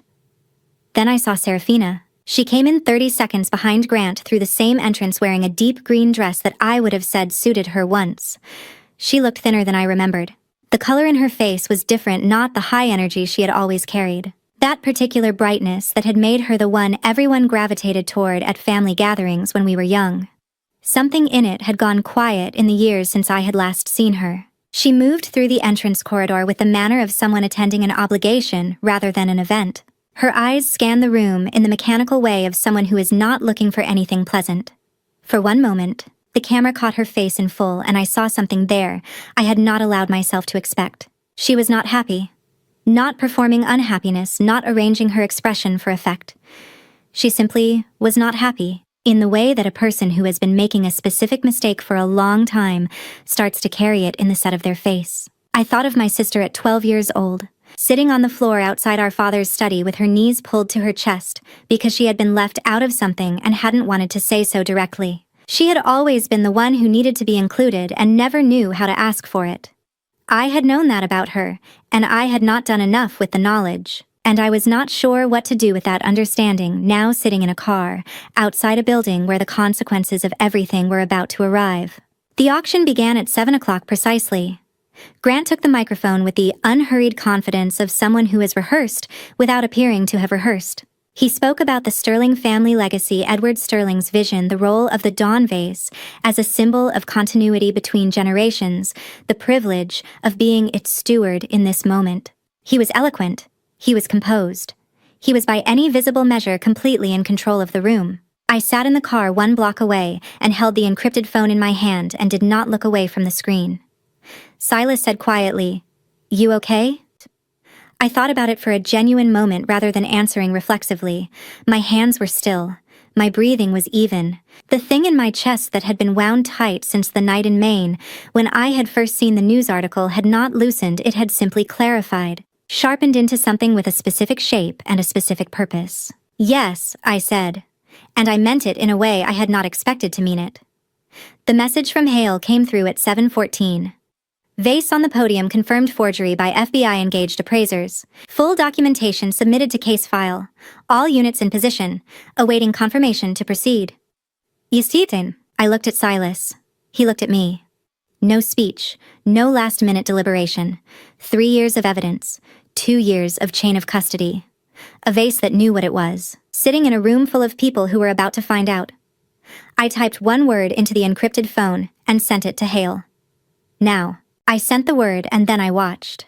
The screen inside the auction hall, the large format display behind the podium, the one that had been cycling through catalog images of the evening's lots, went dark for exactly 2 seconds, long enough for the room to notice, not long enough for anyone to react.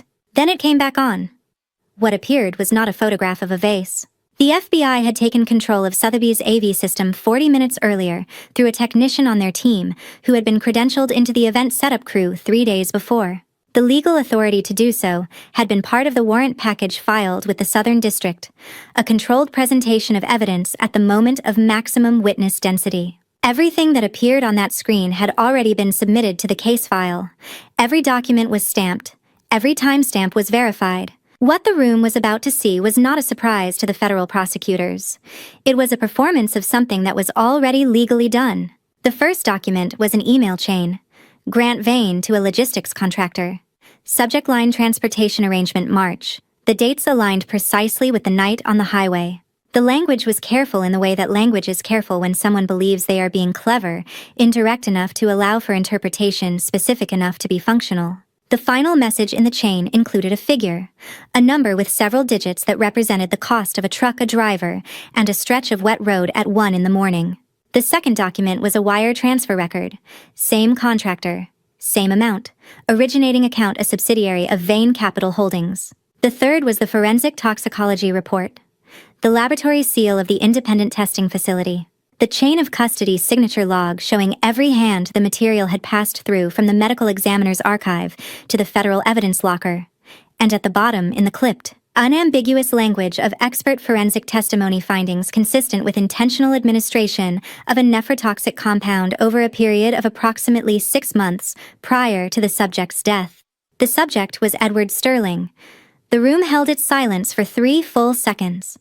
I counted them on the laptop screen, watching the feed 300 people in formal dress standing or seated, all of them looking at the same display and arriving at the same understanding at slightly different speeds. Then the silence broke, the way silence always breaks when it has been holding something too large, not gradually, but all at once. Grant moved before the sound had fully risen. He did not panic. That was the thing I remember most clearly. Even now, watching through the camera feed at a slight downward angle, I could see that he did not panic. He walked to the microphone with the same unhurried confidence he had used 20 minutes earlier when he was speaking about legacy and stewardship, and he reached it before the first FBI agent had cleared the main entrance. His voice carried over the rising noise of the room with the precision of a man who has rehearsed for exactly this contingency. "This woman," he said, and his hand extended toward Serafina across the floor. "Serafina Sterling, she approached me 18 months ago with a plan. The forgery, the paperwork, all of it. She came to me. I had no knowledge of the vase's authenticity. I was deceived the same as everyone in this room." I watched Serafina's face on the screen. The color left it so completely and so fast that for a moment I thought the camera feed had lost saturation. She stood where she was completely still, looking at Grant with an expression I recognized even through the compressed image of a security camera, because it was the expression of someone hearing a lie so complete and so deliberately aimed that the mind takes a moment to confirm what the body already knows. He had prepared her as his exit. She had always been his exit. Then she reached into her bag. The phone she pulled out was small. She had been carrying that recording for 8 months, not as a weapon, not as a plan, but the way certain people carry the one piece of evidence that proves they are not entirely wrong about their own life. She had never intended to use it in public, but Grant had just said her name out loud in front of 300 people, and some decisions make themselves. She held it up, the gesture of someone who has run out of reasons to stay quiet. She crossed the 3 steps to the nearest table microphone, set the phone beside it, and pressed play. I thought about when she must have made it some evening, when she had finally understood, perhaps before I did, that Grant was not a man who kept people once they stopped being useful. She had recorded him the way people record things they hope they will never need, quietly, without a plan, as proof that she was not entirely wrong about her own life. Grant's voice came out of the phone speaker, amplified through the table microphone into the hall system. It was not a long recording. It did not need to be. His voice in the recording had none of the public-facing quality he had used at the podium. It was the voice I had heard once through a study door lower, faster, stripped of the performance layer. He described the truck arrangement in terms that left no interpretive room. He named the driver by the contractor's reference code. He described knowing the morning after the highway accident that the car registered to Caroline Sterling had been found abandoned and damaged near the scene, and that no body had been recovered, and he described, in the particular phrasing of someone explaining their own reasoning, why he had chosen not to pursue the question further. The plan, he said in the recording, had achieved its purpose regardless. Serafina lifted her hand from the phone and stepped back from the table. She did not look at Grant. She looked at the floor in front of her own feet, with the posture of someone who has just set down something very heavy and is not sure yet what the absence of it feels like. I realized my face was wet. I did not know when it had started.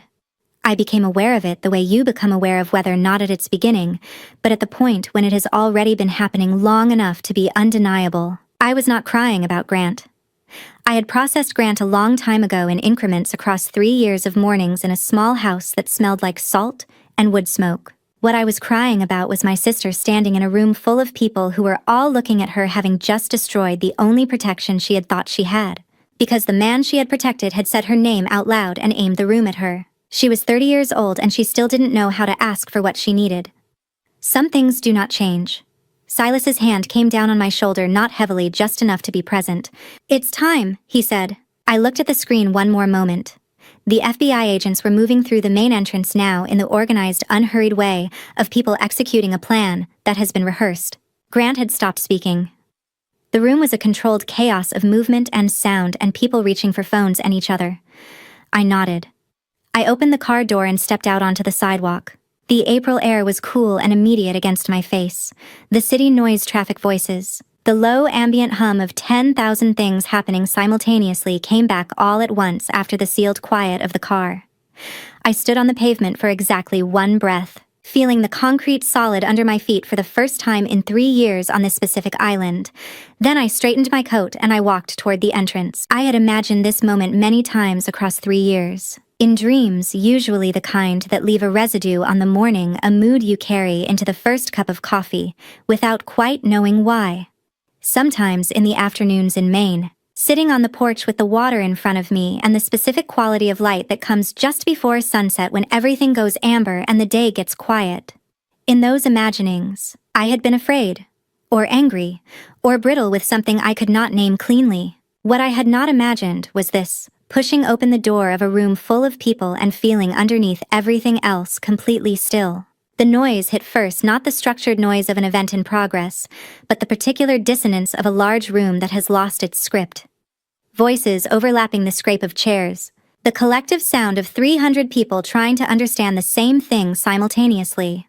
Under the chandeliers, in the warm light that had been designed to make objects look their most beautiful and their most valuable, the room looked exactly as I remembered it, and nothing like I remembered it at all. I walked in. I did not look for Grant immediately. I looked straight ahead the way you walk through a difficult restoration, not fixed on the damage, but on the through line, the structural element that tells you where you are and where you need to get to. My heels on the marble floor. The distance between me and the center of the room. One step, then the next. The sound changed as people saw me. Not all at once in clusters, recognition spreading outward like water disturbed at its center. I heard my name. Or I heard the intake of breath that precedes a name, and I kept walking. Robert Hale was already moving. He had been positioned near the side of the hall close to the venue's fixed microphone stand, the one used for announcements separate from the podium. He reached it before Grant had fully processed what he was seeing. I watched Hale's hand close around the microphone stand, with the unhurried competence of a man who has been preparing for this specific moment for considerably longer than tonight. His voice went out across the room at full volume. Caroline Sterling is alive and present in this hall. Her identity has been confirmed through federal biometric records, fingerprint, and identification documentation, cross-referenced against bureau databases as part of the ongoing federal investigation. She is the surviving heir and beneficiary of the Edward Sterling estate, and she is here in her full legal capacity. Grant had stopped. He stood perhaps 30 feet from me, and I watched his face go through the calculation, not panic, not the open shock of someone who has been genuinely surprised. The calculation of someone assessing which of his prepared responses still applied. For one moment, I could see him arriving at the conclusion that he could still frame this, still reach the microphone and recast the narrative before enough people had decided what they were looking at. He took one step toward the podium. Hale's voice continued without pause, without inflection. Furthermore, the Edward Sterling Family Trust is now formally activated tonight, with Caroline Sterling present as beneficiary and Silas Thorne confirmed as trustee. The legal consequences for Sterling Corporation's governance over the past 3 years will be addressed through the appropriate proceedings. Those details are already with the court. The room had gone very quiet in the way that rooms go quiet when something has shifted that cannot be unshifted. Grant turned and looked at me directly.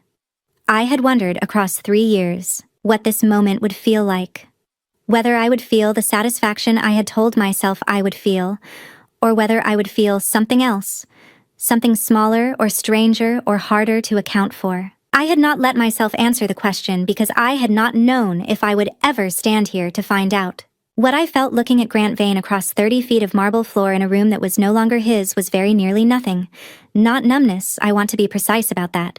Not the absence of feeling, but the presence of something that had been processed so thoroughly it had lost its heat. I had been angry at this man. I had been afraid of him, and hurt by him. And I had lain awake in a house that smelled like salt, and thought about what I would say when this day came. And now it was here. And what I had to offer him was the calm of someone who has walked through a fire long enough to stop being surprised by the temperature. I met his eyes and I held them, and I did not look away. He was the first to move. I do not think it was rational. I do not think in that moment that Grant Vane was operating from the strategic intelligence that had guided everything he had done for 3 years. I think what moved him was simpler and older than strategy, the instinct of a man who has always resolved problems by advancing on them, who has never in his adult life been in a room where there was no move left to make, and has therefore not yet accepted that this is that room. He walked toward me. Silas stepped forward from my left.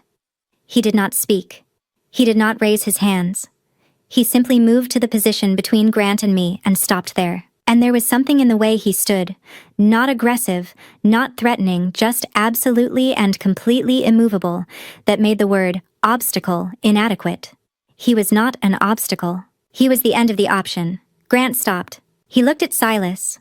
Silas looked at him with the steady, untroubled attention of someone who has been in much worse rooms than this, and has not yet found a situation that required him to raise his voice. The 3 seconds that followed were the longest I can remember standing still. Then the 2 FBI agents came in from Grant's left and right simultaneously, the practiced geometry of people who have rehearsed this exact approach for exactly this body type and this stance. One agent's hand went to Grant's right arm.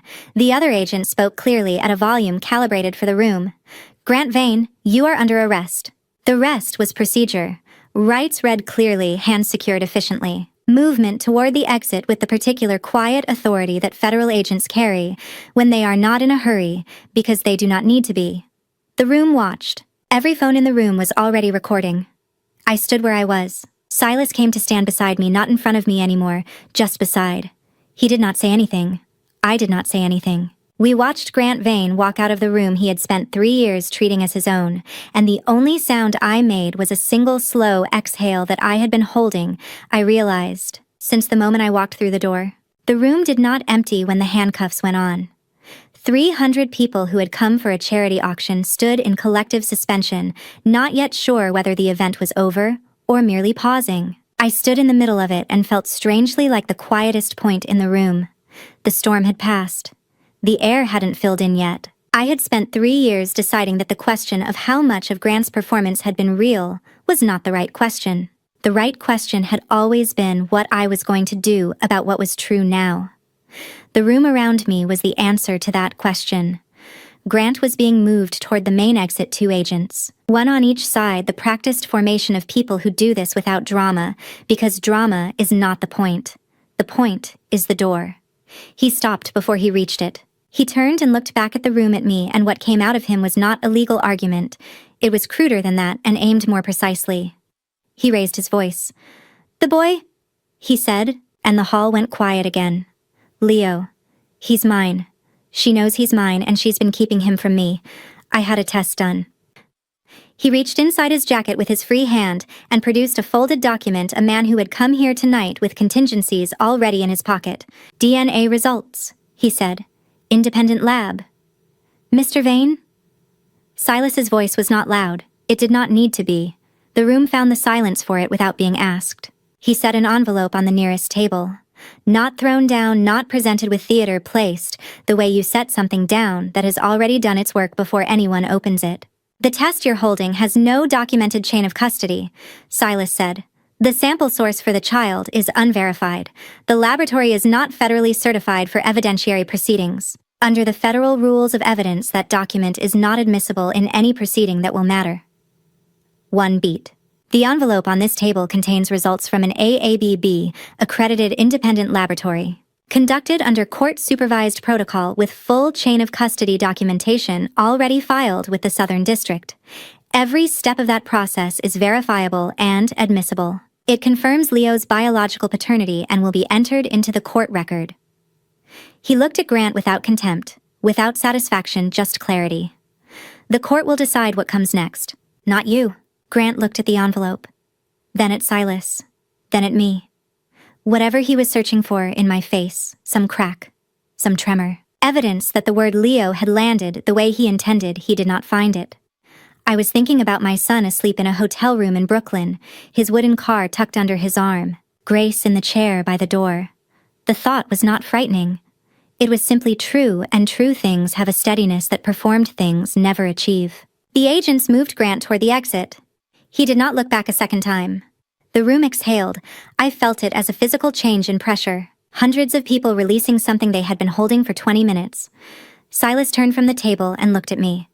"You okay?" The last time he had asked me that, I had been in the back of an ambulance 8.5 months pregnant with blood on my hands that wasn't mine. I had nodded, because nodding was what I had. This time I looked at him. Really looked the way you look at someone when you are not managing the moment but actually in it. Yes, I said. I actually am. He held my gaze for a moment. Then he nodded, once the nod of someone who has confirmed a thing and is ready to move forward. I looked around the hall. Agents were taking statements. Hale was across the room with an associate moving through paperwork with the efficiency of people who have a long night ahead. The crowd was finding its movement again, phones out, voices low, the particular hum of people who know they are standing inside a story, but haven't yet decided how to tell it. I looked for Serafina. I turned a full circle, checking each section of the room. She was not at the table where she had been standing. She was not near the entrance. She was not anywhere I could see. The main doors were still open. Past the attendants and the low conversations, I could see the street outside, yellow streetlights on wet April pavement. Ordinary people moving past who had no idea what had happened in this building. Serafina was gone. My first instinct was to go after her. To find her, to say something to close the gap that had been open between us for 3 years, and if I was honest, for longer than that. Then I thought of what Silas had told me in those first weeks in Maine in the mornings when I had been trying to force resolution on things that were not yet ready for it. Some things, he had said, are better approached when you are ready to hear the answer. I lowered my hand from the doorframe I hadn't realized I'd reached. Serafina had just done the hardest thing she had ever done in front of a room full of witnesses. She had walked out into the city afterward. That was her right. Some distances close on their own schedule if you leave them room to do it. I turned back to Silas. There was still work left to do tonight, and I was ready. I found my sister 20 minutes after the FBI escorted Grant out of the hall. She was standing on the sidewalk outside looking down at the wet pavement, not trying to run, not trying to disappear into the crowd moving around her. She was simply standing there as if she had been waiting, even if she didn't know what she was waiting for. I stopped a few feet away. The streetlights turned the rain puddles amber. A cab rolled past without slowing. Someone behind us was still on a phone call, voice sharp and urgent, completely unaware that two sisters were standing 6 inches apart and saying nothing. I looked at Serafina's face, thinner than I remembered, the sharp line of her jaw more visible now, her eyes carrying a tiredness that had nothing to do with the hour. I thought of her at 12 years old, the one who cried the most when our father left for work trips, the one who would slide her hand under my bedroom door in the dark, just to feel that I was still there. I always stayed. I always opened the door. I didn't know exactly when that changed, only that it had quietly without either of us naming it. She spoke first. "I know there's nothing I can say," she said. Her voice was flat, not the sharp, polished tone I'd heard in the hallway months earlier. "Just tired." I didn't argue with that, but I didn't walk away either. "Did you know about Father?" I asked. About what he was given. About what was in his system. A long silence. A bus groaned past at the far end of the block. I didn't know until it was too late to undo anything she said finally. Then quieter. "I'm not asking you to believe me." I looked at her eyes. There are things people do with their face when they're performing grief, and there are things the face does on its own when the grief is real. What I saw in Serafina's expression that night was not a performance. Whether that absolved her of anything, I genuinely didn't know, and I understood standing there on that cold April sidewalk, that the question of whether to believe her was not one I could answer in a single evening. Some questions need more than one night. Some wounds need more than one conversation. We stood together a little longer without speaking. Then she turned and walked away into the street.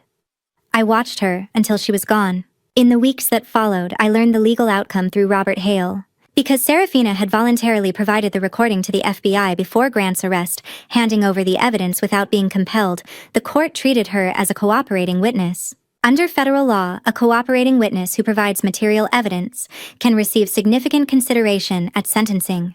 She was placed under supervised release during the investigation, meaning she was monitored by federal officers and required to check in regularly, but she did not face prison time. All corporate assets connected to the Vane Foundation were seized. She would appear before the court, but she would not be locked up. I did not intervene in either direction. I didn't ask for leniency, and I didn't push for a harsher outcome. I let the system do what systems are built to do. 6 weeks after the first hearing, a plain white envelope arrived at an address only Hale knew how to reach. No return address. Inside, A single sheet of paper in Serafina's handwriting, the same careful, slightly slanted cursive our father had taught us both. I'm sorry I chose him over you. I'm sorry it took me this long to see it. Take care of Leo. No signature. No way to write back even if I had wanted to. I read it twice. Then I folded it along its original crease and placed it in the bottom drawer of my oak desk. I didn't throw it away. I also didn't reply. There are wounds that a single apology cannot close, and relationships that need more than a letter to find their way back. I understood that. I thought she probably understood it too. I closed the drawer. Then I stood up and looked out the window.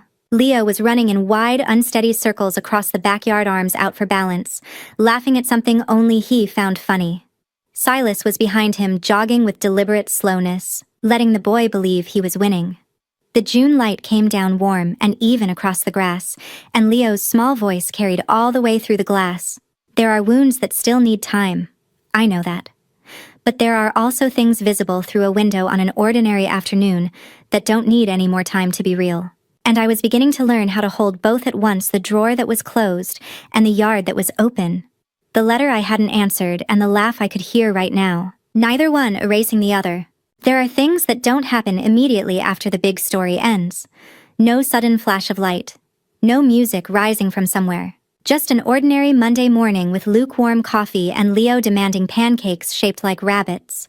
And I realized, standing at that stove with a spatula in my hand, that this was the part I had been waiting for the longest. Robert Hale told me the first time we met in person after the trial, standing outside a coffee shop on Madison Avenue with paper cups and too much wind. Your father built the Sterling name over 40 years. You have the rest of your life to decide what it means from now on. I thought about that sentence every morning when I opened my laptop. Not with pressure, more like a compass. Grant's sentencing came in July. Conspiracy, commercial fraud, and an ongoing federal investigation into Edward Sterling's death. The courtroom was quieter than I expected. I sat 3 rows back and felt very little, not numbness, but the particular stillness that comes when something that has been wrong for a long time is finally formally corrected. Sterling Corporation was returned to my control through the legal activation of the trust and the terms of my father's will. I did not move back into the Sterling mansion on the Upper East Side. Instead, I rented an apartment in Brooklyn where Leo had a backyard and Silas could set up a small woodworking bench in the garage. The corporation still operated out of Manhattan, and I went there 3 days a week. But I spent the first 6 months quietly dismantling every back-channel arrangement Grant had built, replacing them with transparent reporting structures and board accountability measures that my father had always intended but never fully enforced. It was slow work. It was also, I found, the right kind of work. The relationship between Silas and me was not defined by a single large moment. It was built from evenings cooking together in a kitchen that smelled like cedar from the garage. From the nights Silas fell asleep upright on the couch because he had stayed up watching Leo's temperature. From the Tuesday I found him at the kitchen table at midnight reading a book on antique conservation techniques. He looked up and said without embarrassment, "I'm trying to understand what you do, Ning." Not the corporation, not the trust. The work I had loved since I was a girl, the careful, patient act of making broken things whole again.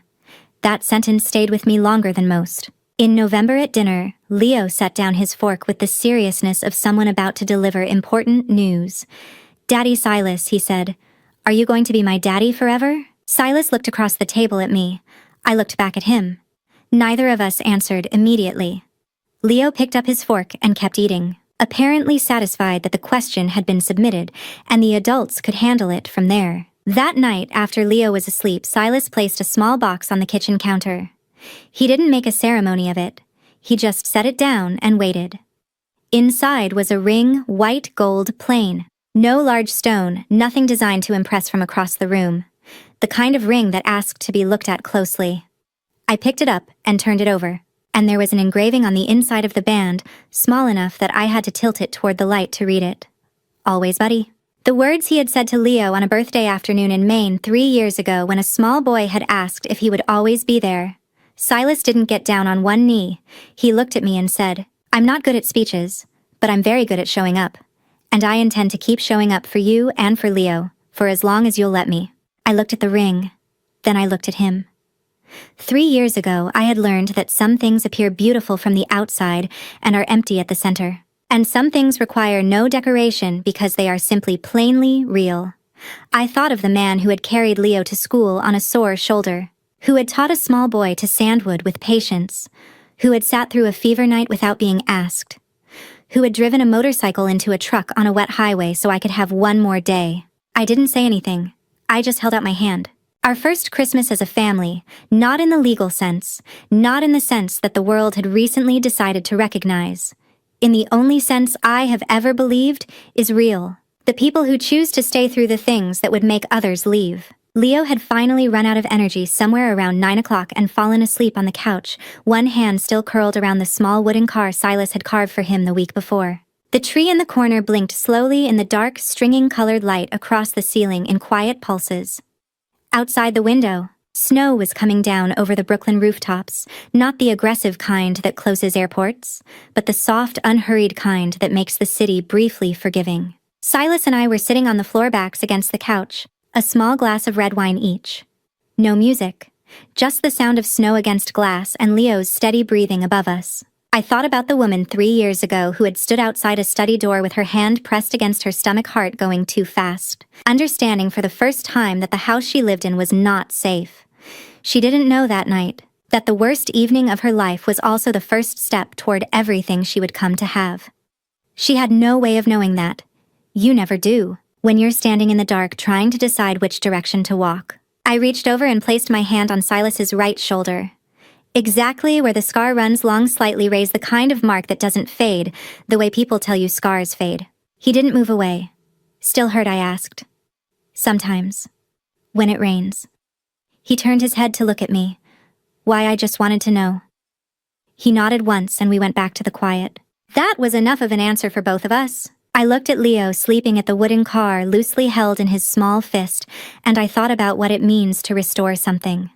Not to make it look as though it was never broken. Not to sand down the evidence of everything it survived.